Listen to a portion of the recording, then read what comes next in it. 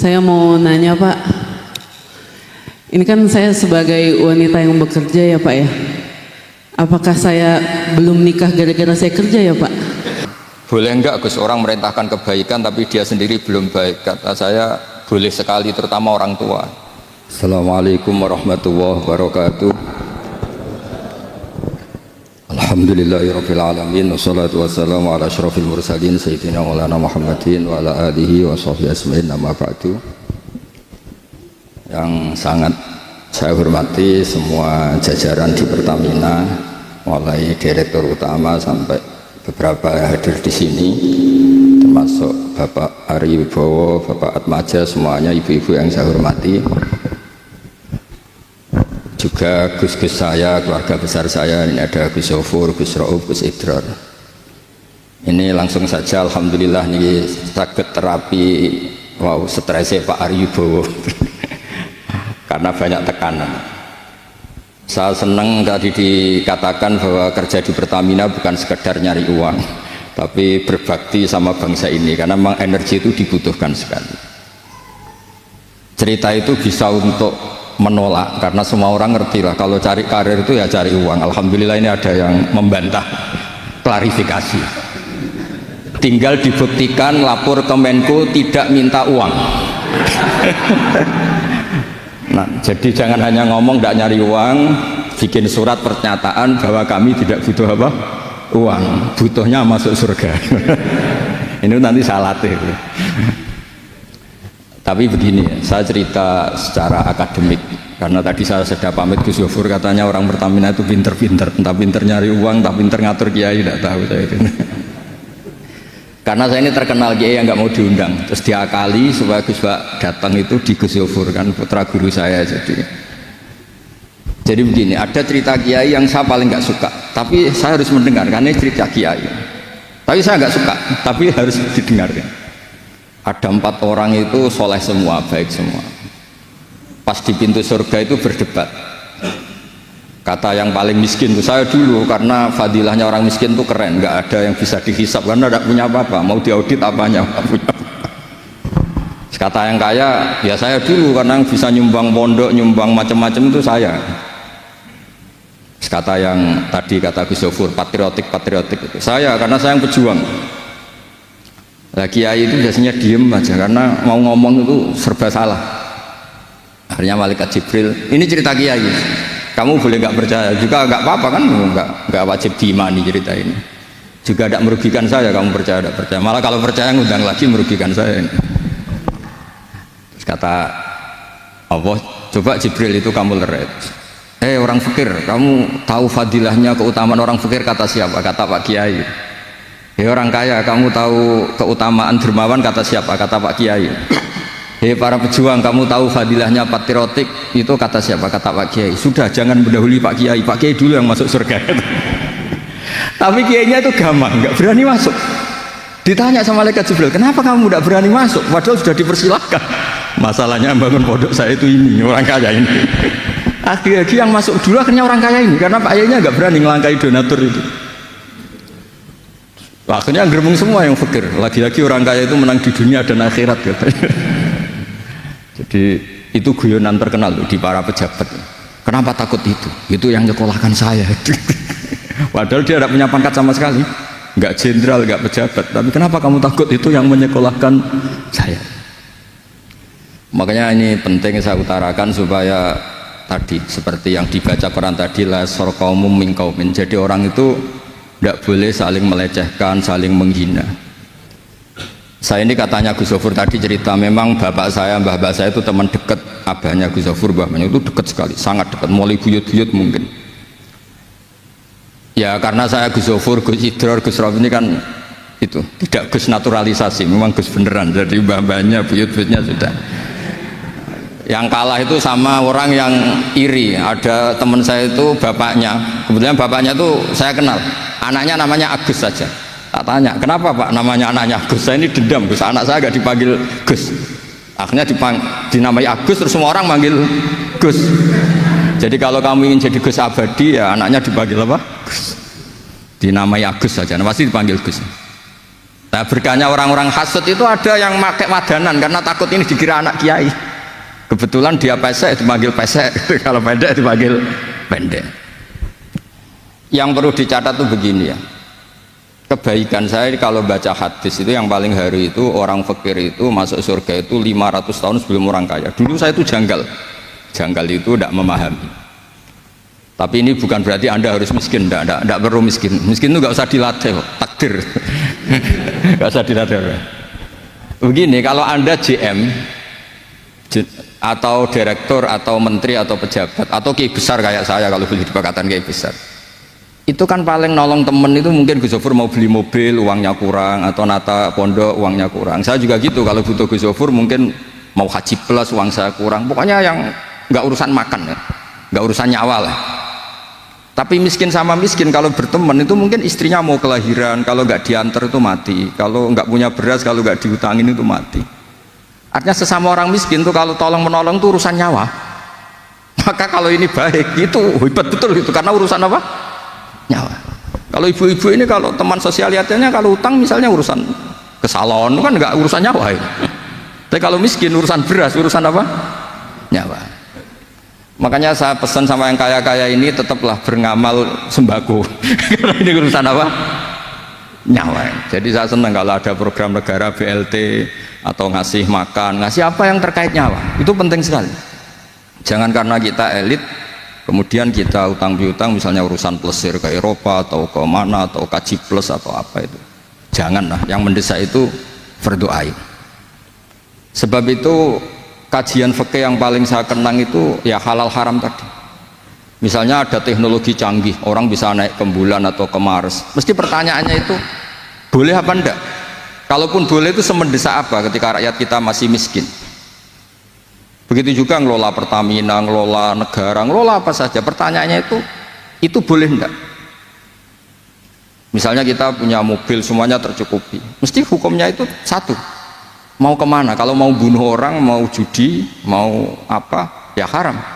Jadi kalau mau pengajian, mau baik, ya baik. Jadi teknologi apapun itu harus dibawa konstitusi halal atau haram. Karena nggak ada prestasinya sama sekali. Kita punya mobil mewah, punya uang banyak, punya ajudan banyak. Ternyata itu menjadi alat kita durhaka, alat kita maksiat. Nggak ada gunanya semua. Tapi sebaliknya, kalau itu untuk kebaikan, ya baik. Sebab itu saya pernah ditanya sama seorang dosen, kenapa sih dalam Islam selalu yang dibicarakan halal haram? Karena kita naik bulan, naik ke Mars, atau kita diam di bumi, yang ngatur kita, yang menjadikan kemaslahatan kita itu hanya satu. Kalau halal ya maslahat, kalau haram itu madharat. Nah, kalau halal yang sempurna itu tidak bisa, tadi Pak Aribo cerita yang masalah tajrid asbab itu, setidaknya tidak mengganggu. Saya pernah ngisi acara kebetulan derek Pak Kures di UGM, saya cerita Indonesia itu untuk runtuh itu gampang, separuh negara maling semua atau korupsi semua atau penjahat semua, itu penjara tidak cukup, terus negara kolek. Jadi untuk memuji bangsa ini bangsa yang baik adalah mayoritas orang Indonesia tidak melakukan tindak pidana, dan itu awal anak kita tidak jadi terbunuh, harta kita nggak dicuri. Jadi orang tidak melakukan sikap apapun asal tidak melakukan tindak pidana itu sudah menyumbang kestabilan negara.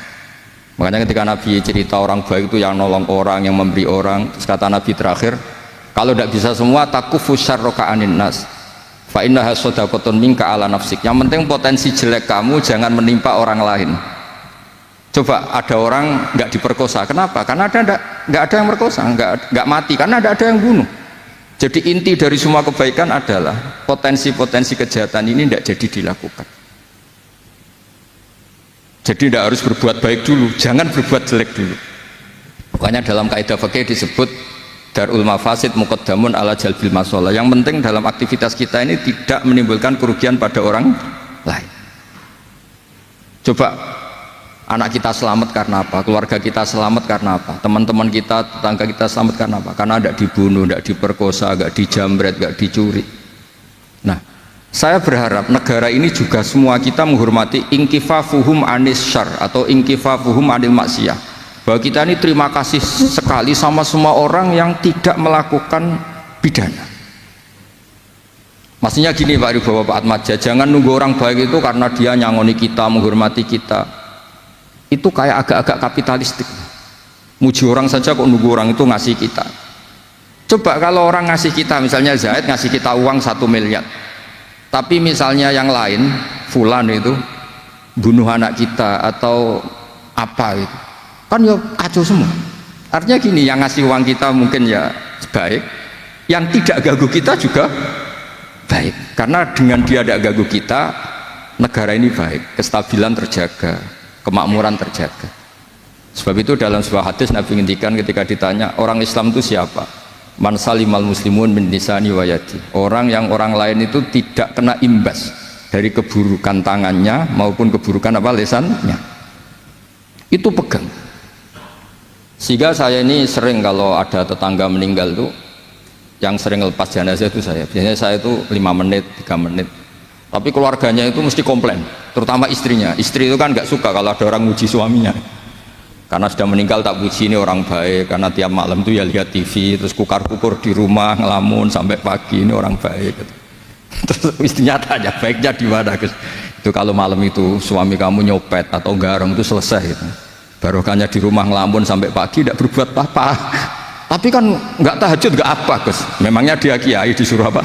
Tahajud. Ya sudah gitu saja, yang penting tidak membahayakan orang apa? Lain. Terus dia baru nangis, ternyata suaminya tuh orang baik. Tak tanya, kenapa tidak bilang dulu-dulu Gus kalau suami orang baik? Oh nanti besar kepala kalau saya bilang dulu-dulu. Intinya mau saya itu kebaikan itu tentu melakukan kebaikan, tapi dibalik itu semua atau standar paling harus kita lakukan sekarang juga adalah al-inkifaf atau al-intiha anil maharim atau anil madzalim. Makanya dalam kitab Khilyatul Aulia, karena tadi Gus Yofur sudah bilang ini saya ngaji lama sama Mbah Maimun, jadi saya harus cerita. Sofyan As-Sauri itu termasuk ulama yang sangat dikagumi. Itu termasuk guru-gurunya Imam Syafi'i. Itu kalau pengajian ya seperti saya sekarang ini. Beliau bilang wa aulal faraid al-intiha anil maharim wal madzalim. Sebetulnya keharusan tertinggi adalah semua orang itu menahan diri tidak merugikan orang lain. Coba misalnya kita dikasih uang orang 1 miliar, dikasih jabatan JM, tapi nyawa kita terancam, keluarga kita terancam karena orang jahat semua. Nggak ada gunanya. Negara ini menjadi baik karena kebanyakan kita, dan alhamdulillah bangsa Indonesia masih seperti ini. Kebanyakan kita ini tidak ingin melakukan pidana, dan alhamdulillah sampai sekarang ya begini. Tentu memang selalu ada oknum-oknum yang berbuat jahat, akhirnya ada kepolisian untuk nangani itu. Tapi yang jelas saya pastikan, tadi mengingat dawuhnya Sufyan As-Sauri tadi, dawuh Imam Sufyan As-Sauri itu wa aulal faraid al-inkifaf anil madzalim wal maharim. Kebaikan tertinggi, keharusan tertinggi sebagai manusia itu orang menahan diri tidak melakukan sesuatu yang merugikan orang apa? Lain.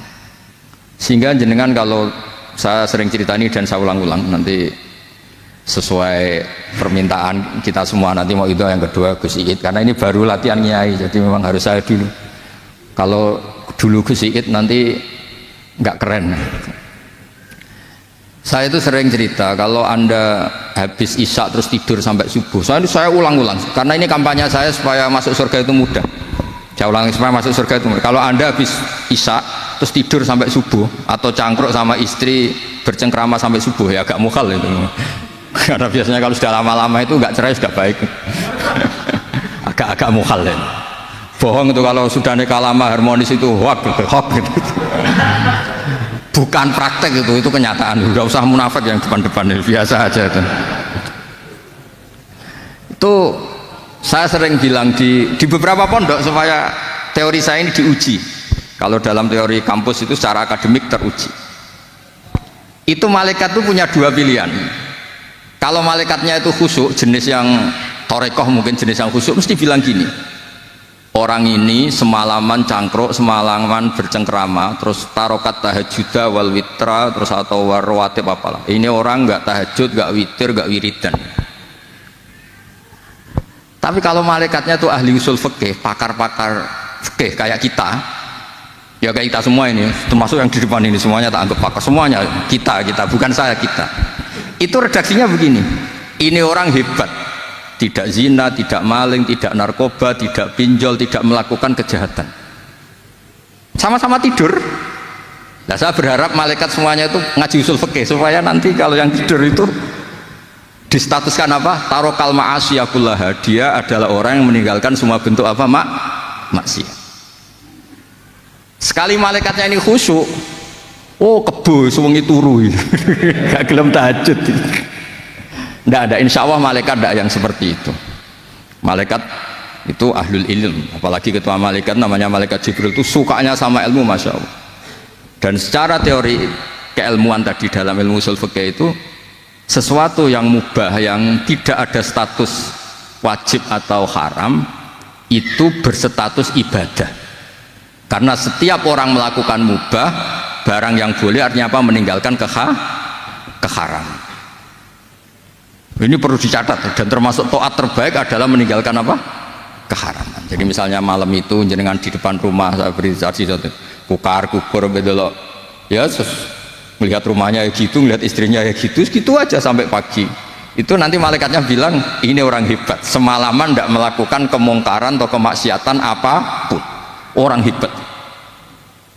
Gara-gara saya cerita itu, terus kalau ada orang meninggal rata-rata minta saya supaya suami saya Gus tetap orang baik, yang isi harus jenengan ini. Ya kira-kira gitu. Nanti disambung Gus Syed ini supaya latihan kiai di depan senior-seniornya ini ada saya Gus Syed. Assalamualaikum warahmatullahi wabarakatuh. Insyaallah saya wali. Assalamualaikum warahmatullahi wabarakatuh. Insyaallah pada masa yang di depan ada kegamangan dalam diri saya terkait tentang fikih, Pak. Masalah kunsa, Pak. Karena ada tetangga saya itu yang waktu kecil dia ini perempuan, Pak. Ya kunsa, Pak.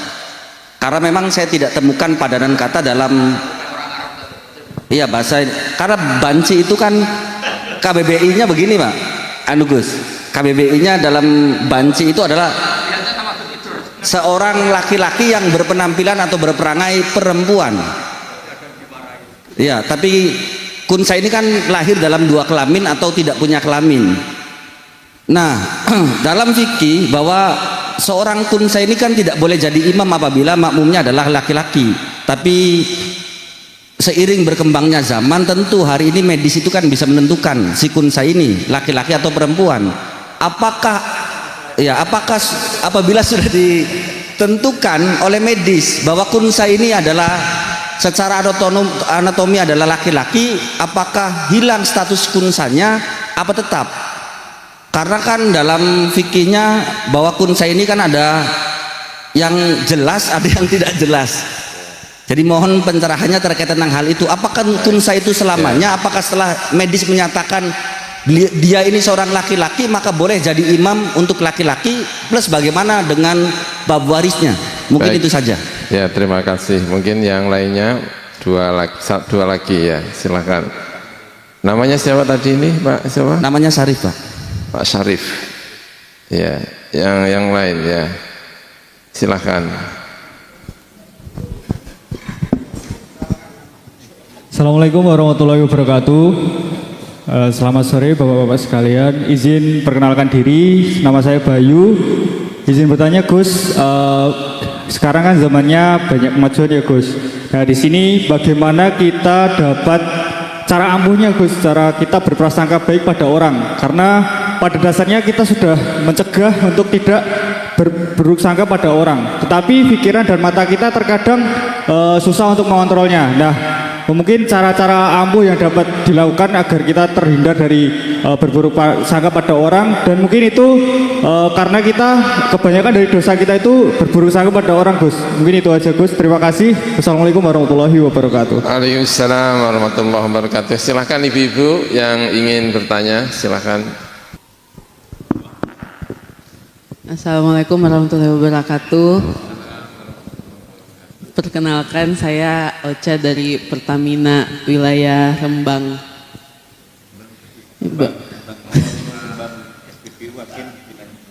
Iya Pak, saya mau nanya Pak. Ini kan saya sebagai wanita yang bekerja ya Pak ya. Apakah saya belum nikah gara-gara saya kerja ya Pak?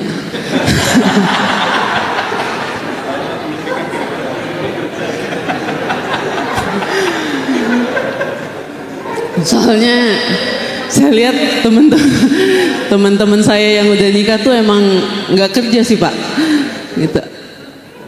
Saya juga mau kepikiran sih Pak, apa ya Pak ya, gara-gara apa ya Pak? Soalnya saya bener-bener ini nggak ada Pak JM-nya kan ya. Memang apa karena waktu atau aku kurang sholat, kalau berdoa tuh selalu Pak. Cuman emang sampai udah nggak ada pasti gitu. Gitu.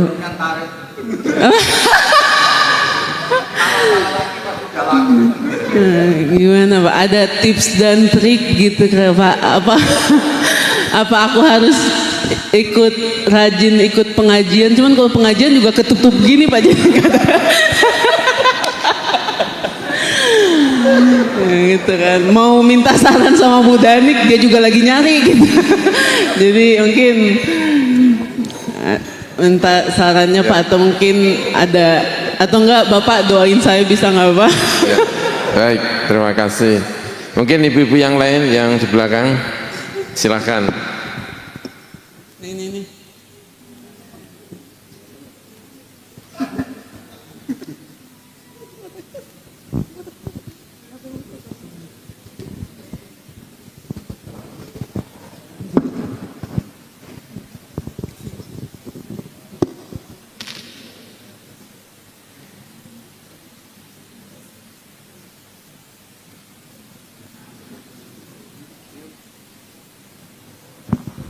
Ibu-ibu yang lain ada lagi? Kalau Assalamualaikum Ustadz. oh ya, Izin tanya, tadi yang disampaikan Gus Baha tadi di awal, intinya bagaimana supaya semua tindakan kita tidak menimbulkan kejahatan bagi orang lain.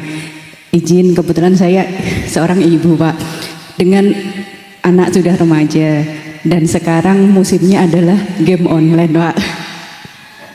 Jika nanti ketika saya melarang, saya minta solusinya ataupun pripun nggih pendapatnya.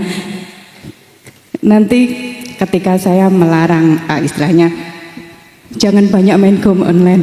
Tapi kalau daripada saya berbuat kejahatan, mending saya main game online Bu. Itu saya harus jawab gimana? Matur nuwun. Assalamualaikum warahmatullahi wabarakatuh. Ada 4 pertanyaan tadi. Yang pertama tadi tentang khunsa ya. Khunsa itu laki-laki pria. Laki-laki pria apa? Laki-laki perempuan. Wanita pria, waria, wanita pria ya. Kemudian ada yang kedua tadi tentang apa ya? Saya kurang mendengar dengan baik, tapi Gus Baha sudah mendengar dengan baik. Dan kedua dan ketiga nanti biar ada Gus Rauf, ada Gus Idror ya, saya tak urun yang pertama saja, yang khunsa, nanti disempurnakan yang lainnya ya. Jadi jenis kelamin itu dalam agama itu ya hanya 2, dzakarin wa unfa, nggak ada kelamin yang lain, tidak ada. Kelamin itu kalau tidak laki-laki ya perempuan. Tentu di sejumlah negara sekuler ada kelamin macam-macam. Di Thailand itu katanya kelamin itu 7. Tapi itu terlalu ya, sampai ada laki-laki senang laki-laki, laki-laki senang perempuan. Dalam buku-buku referensi fikih maupun tafsir kita itu juga akan mengatakan tidak ada laki-laki, tidak ada jenis selain laki-laki dan perempuan. Nanti kalau di akhirat pengen jadi laki-laki, nah itu namanya apa? Ganti kelamin. Kalau yang tadi itu enggak ganti kelamin. Masalahnya itu orang Indonesia itu kalau ada orang yang seperti tadi itu diolok-olok, sehingga dokter Indonesia tidak laku. Rata-rata kalau kepingin penegasan kelamin itu larinya kemana? Ke Singapura, ke negara barat. Kenapa? Karena di Indonesia itu yang seperti ini tuh dianggap aib. Aib itu apa ya? Sesuatu tabu. Padahal itu kasihan sebetulnya. Dia itu ada ya, kalau dalam fikihnya itu kayak mohon maaf ada laki-laki lahir yang mulutnya agak sumbing, nah kemudian diratakan, itu namanya adalah itu mengembalikan seperti fitrahnya, sama seperti itu kira-kira. Nah makanya yang seperti ini sekali lagi kita sampaikan, itu bukan ganti kelamin, tapi itu namanya adalah penegasan kelamin, ya. Dan kita wajib, dokter hukumnya wajib membantu, bukan mengolok-ngolok. Kalau ada yang seperti ini, masyarakat wajib membantu, bukan mengolok-ngolok, agar berani mengungkapkan, berani pergi ke dokter, dokternya juga ini, gitu ya. Gitu. Nah ini saya menyampaikan ini hasil keputusannya, bukan saya ya. Ini hasil keputusan Bahsul Masail Nahdlatul Ulama ketika saya menjadi ketua komisinya. Itu salah satu bunyi keputusannya tentang masalah gender, masalah itu adalah seperti yang saya sampaikan tadi itu. Ya, jadi jangan gampang-gampang mengecap ini wanita pria, pria wanita, tapi mending kita bantu dia untuk menegaskan kelamin. Ya, itu saya kira yang nanti mungkin bisa Gus Ba dan Gus Itmo, Gus Ba. Ya, saya tambahkan ya, jadi tadi Gus Sofur ngendikan memang seperti itu ya di keputusan NU ya. Di semua tafsir juga begitu, ketika Allah ngendikan wa ma khalaqal dzakara wal unsa, dan demi zat yang menciptakan lelaki dan perempuan, itu kata hampir semua ulama tafsir ngendikan kalau ada khunsa itu hanya istilah masyarakat, tapi secepatnya diputuskan dia lelaki atau perempuan. Ya tentu memutuskannya tadi bisa pakai medis, pakai indikasi-indikasi yang lain. Karena ini kan terkait kalau dia sholat gaya apa. Kalau mondok ini gimana? Kalau datang di majelis ini di sana apa di sana kan? Ya, tentu indikasi itu bisa subjektif, bisa objektif. Nah sebelum ditemukan yang objektif itu, ya kita nyari yang subjektif, tapi tetap saja alamat-alamat ini diputuskan. Misalnya dulu ketika era dulu belum banyak medis itu, Sayyidina Ali pernah ditanya tentang khunsa. Zaman itu, saya ulang lagi, zaman itu beliau ngendikan hukima min haitsu yabul, ya lihat dia kencing dari alat lelaki atau alat perempuan. Tapi tetap saja benar yang dikatakan Gus Sofur, itu tetap kategorinya indikator. Jadi kalau ada ditemukan era modern, ada indikator yang lebih valid karena ada perbantuan apa teknologi atau apa, nggih monggo lah. Tapi secepatnya diputuskan, kan ini kan terkait dia sholatnya gaya apa, kalau mondok di mana itu, kalau nikah sama siapa, itu kan harus secepatnya diputuskan. Oke, selanjutnya biar Gus Idror yang tetap bisa mengucapkan saya mau tanya awet dulu Gus. Ikut.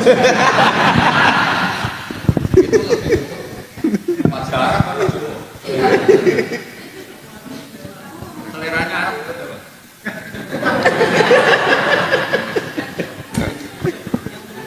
Okay. Kalau Assalamualaikum warahmatullahi wabarakatuh. Di sini terus terang kalau masalah kawin saya langsung menyerah ini. Soalnya ya ini bukan kayak bagian kawin ya. Kalau saya itu kalau nyelesain urusan menikah ini selalu gagal nih. Tapi yang saya tahu dari hadisnya Kanjeng Nabi Muhammad SAW, mungkin ini yang belum dilakukan sama mbaknya, yaitu mungkin kurang sewan sama Gus Baha sama Gus Wafur mungkin. Karena di antara tip menikah zaman Rasulullah SAW ya ternyata Rasulullah SAW itu ya juga menikahkan, sering menikahkan. Bahkan ada yang paling nemen itu orang sepuh hitam tapi dapat cowok muda yang ganteng. Anak putra angkatnya Rasulullah SAW yaitu Zaid bin Harithah menikahkan itu akhirnya menikah sama orang yang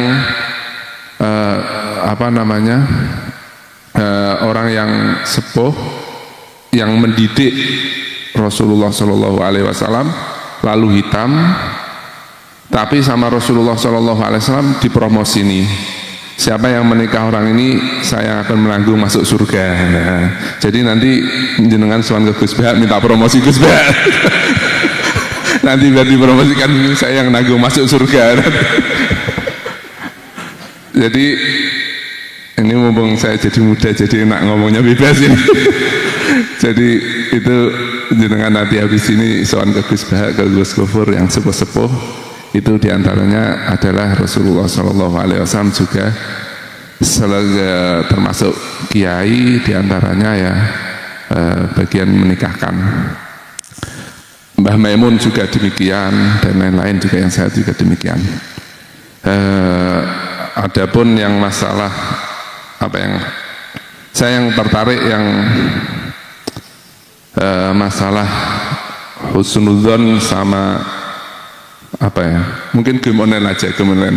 Mungkin ini karena urusan pemuda ya, urusan muda yang lainnya kan agak sepuh-sepuh.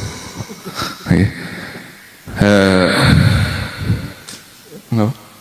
Ya, game online ya. Kalau saya pribadi, pemikiran saya pribadi, agama Islam itu masuk di semuanya, luar biasa. Agama Islam masuk semuanya. Karena tadi saya contohkan ya, untuk yang modern-modern aja ya, modern-modern aja. Masalah streaming. Ternyata streaming itu di zaman Rasulullah SAW juga melakukan streaming 2 kali. Ya, streaming lihat live langsung itu Rasulullah SAW 2 kali, yaitu pertama ketika melihat Najasyi meninggal, Rasulullah SAW pun langsung streaming.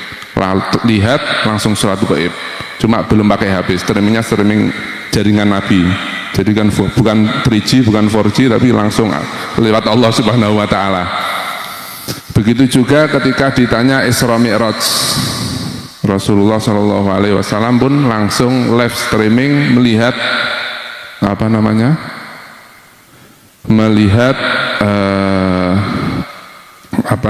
langsung Masjidil Aqsa. Streaming bisa menjelaskan secara langsung ya.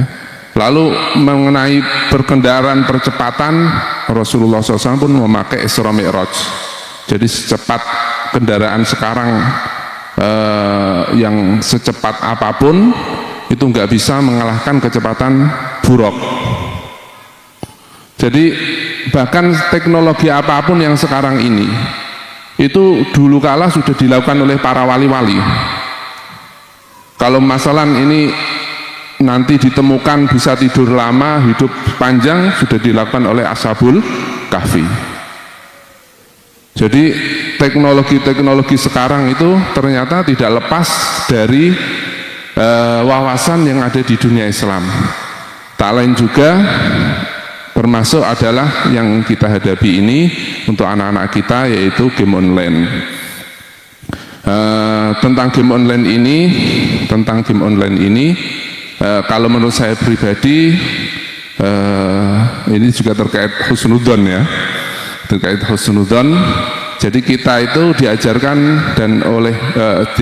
oleh Rasulullah SAW dengan semangat, spirit positive thinking. Ini karena yang muda-muda ini jawabannya ya, jadi bahasanya harus sedikit mudah.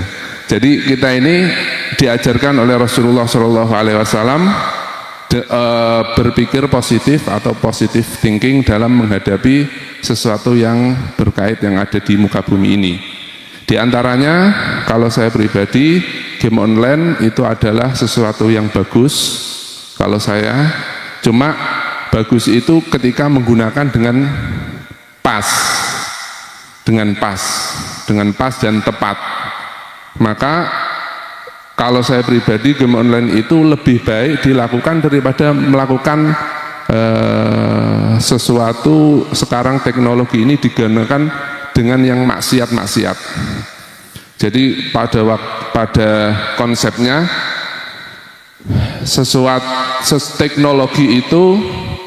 teknologi itu jangan dimusuhi. Kalau saya pribadi, teknologi itu jangan dimusuhi, tapi pergunakan dengan pas. Ini sekarang ada Pertamina. Pertamina itu ya harus kita manfaatkan, bukan teknologi kita musuhi, tapi gunakan Pertamina dengan pas. Contohnya untuk ngaji ke sini ke sarang, jangan ngundang kiai ke sana ya. Kendaraan, mobil itu untuk sowan ke kiai, ngaji kepada kiai. Itu pas.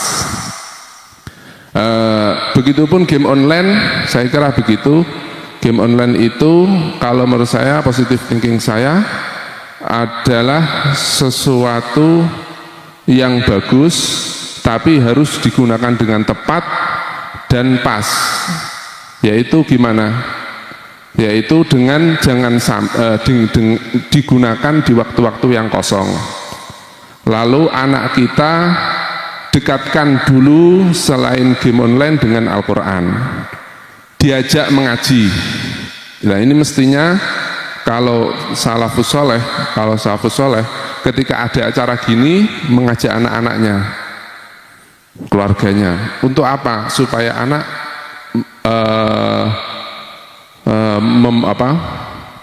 mempunyai atau melihat orang-orang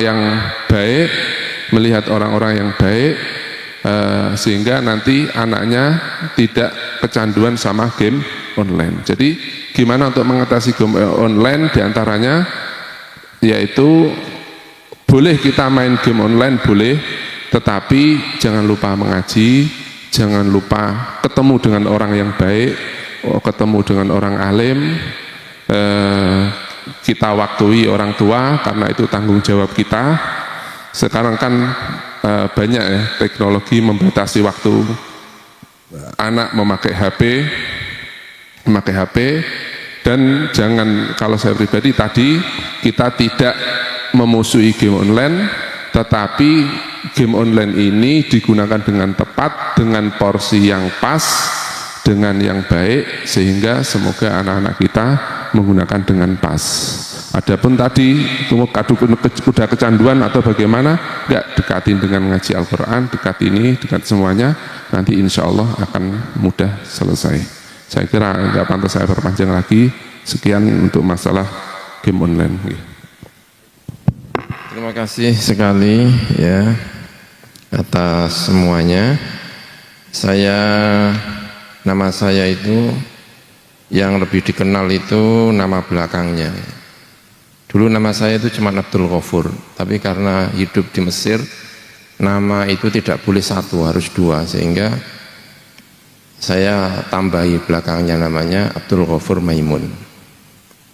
Nah, nampaknya nama Ghafur Maimun itu belakangnya itu lebih dikenal ya, daripada Abdul Ghafurnya gitu kan. Nah, saya itu pernah ke Jakarta, itu ya berkali-kali, tidak hanya sekali saya.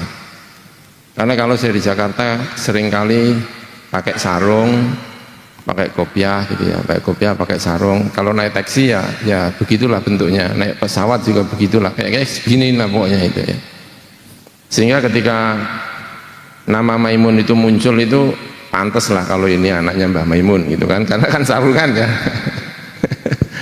Nah kalau pas naik taksi itu, taksi yang Grab itu loh, itu kan muncul ya, mungkin di sopirnya kan muncul ya, ketika saya pesan itu kan muncul Abdul Ghafur Maimun nah, gitu. Itu berkali-kali itu supirnya itu mengenali itu nama belakangnya.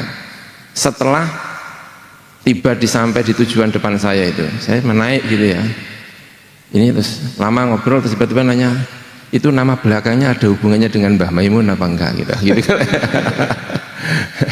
Mau jawab iya kok kayaknya sombong gimana, kalau enggak kok, nah gitu.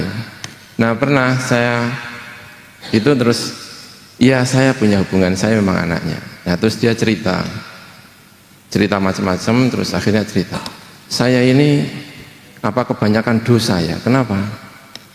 Karena saya ini sudah nikah sekian tahun, tidak punya anak-anak.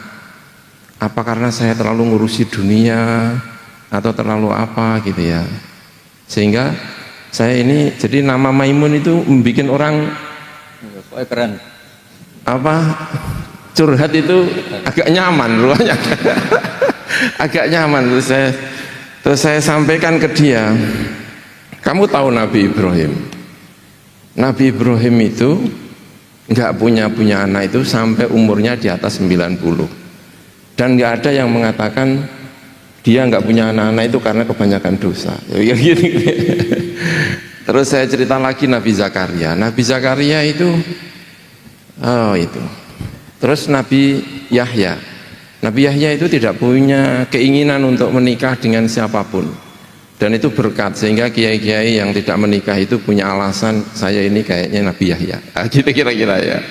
Jadi ada fase-fase di mana orang itu saya menikah cukup tua. Umur saya menikah ketika umur saya 32. 32 itu bagi kami itu, karena adik-adik saya nikah itu umurnya 25, kakak saya juga 25. Yang paling tua menikah itu saya. Saya nikah itu usianya 32. Dan tidak ada yang bilang itu karena apa? Karena kebanyakan dosa, kebanyakan kerja, ya memang nasibnya orang berbeda-beda ya. Kalau wajah Arab tetap wajah Arab. Atau mungkin wajah saya kurang keren sehingga nggak laku-laku gitu ya. Orang Arab atau gitu ya mungkin. Jadi saya pikir itu, dan Gus Ba saya kira punya ini. Gus Ba itu jadi kiai terlalu tua.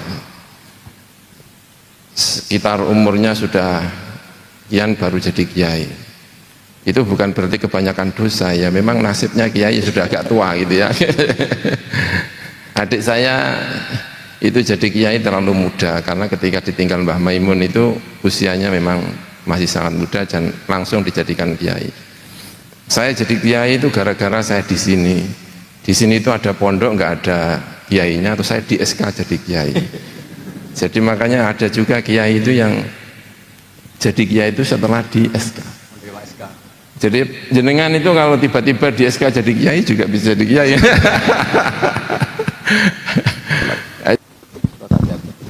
Yang tadi ibu-ibu tanya hubungan dengan anak tadi, kayaknya semua kita ya memang diuji membina anak. Jadi itu bukan menyangkut hal yang ibu saja ngalamin, semuanya lah. Mungkin yang soleh ya ingin anaknya lebih soleh, yang jabat mungkin ingin lebih dari bapaknya. Bahkan saya pernah cerita ketika ada acara di Jogja, ada yang tanya, boleh enggak Gus orang merintahkan kebaikan tapi dia sendiri belum baik? Kata saya, boleh sekali, terutama orang tua. Banyak orang baik itu berkahnya orang yang trauma jadi tidak baik gitu. Jadi di Indonesia itu saking baiknya itu kalau ada nyuwun sewu maling ketangkep, itu doanya gini, wis cung bapak tok sing nglakoni kowe aja. Artinya gini, semua orang tua kita itu baik, bahkan ketika buruk pun ingin itu berakhir di beliau, tidak sampai anak-anak. Nah itu kalau nasihat tuh harus baik dulu, berarti nyuwun sewu maling atau koruptor nggak boleh nasihati anaknya karena dia sendiri tidak baik atau belum baik. Jadi di Indonesia itu alhamdulillah ikrar-ikrar pada kebaikan itu luar biasa. Saya pernah ada khataman itu, ada orang tua itu nangis, tak tanya, anaknya itu hafid, hafal Quran, tak tanya, kenapa bapak nangis? Saya ini baca Quran aja tidak bisa, aku anak saya aku hafal Quran. Jadi hubungan dengan anak, dengan siapapun itu ya karena kita bertauhid, satu itu berpegangan sama rahmat Allah itu luas sekali. Banyak orang jadi presiden, gak anaknya presiden. Banyak orang jadi menteri, gak anaknya menteri. Dan tapi juga menteri atau pejabat, orang pinter juga jangan kumo luhur. Karena kadang yang punya perusahaan itu tidak tamat SD, bisa mempekerjakan yang profesor. Orang alim juga agak boleh kumo luhur. Itu banyak teman-teman saya itu bisa baca mu'in, jadinya kiai itu di SK. Karena dia itu nganggur, terus ada orang kaya bikin yayasan, terus dikasih SK. Padahal dia bisa baca kitab. Tapi jadinya kiai nunggu di SK orang yang gak bisa baca apa? Kitab pada orang yang lain. Jadi kayak saya di sini kesannya kan keren di atas, tapi nggak keren sama sekali karena disuruh Pak Atmaja, ayo Gus Pak duduk manis cerita cara masuk surga, lakukan. Artinya yang angkuh itu bukan saya, yang nyuruh ini. Ya jadi tapi saya mohon lah, pokoknya yang masalah-masalah sosial tadi kata Gus Gofur, Gus Rob semuanya hubungannya itu harus husnudon. Husnudon itu ya berbaik sangka. Nah, nanti kalau terbukti salah, husnudon kita terbukti salah, orang ini memang penipu, memang jahat, ya dibahasakan ya kita harus waspada. Tapi jangan terus dirubah. Husnudzon sekarang nggak relevan, yang bagus itu suudzon, ya nggak boleh, hukum agama dirubah-rubah gitu nggak boleh. Kalau husnudzon terpaksa salah ya bilang aja kita harus apa? Waspada. Jangan lalu mengganti fatwa menjadi husnudzon menjadi apa? Suudzon, itu tidak boleh. Ya, saya kira cukup. Assalamualaikum warahmatullahi wabarakatuh.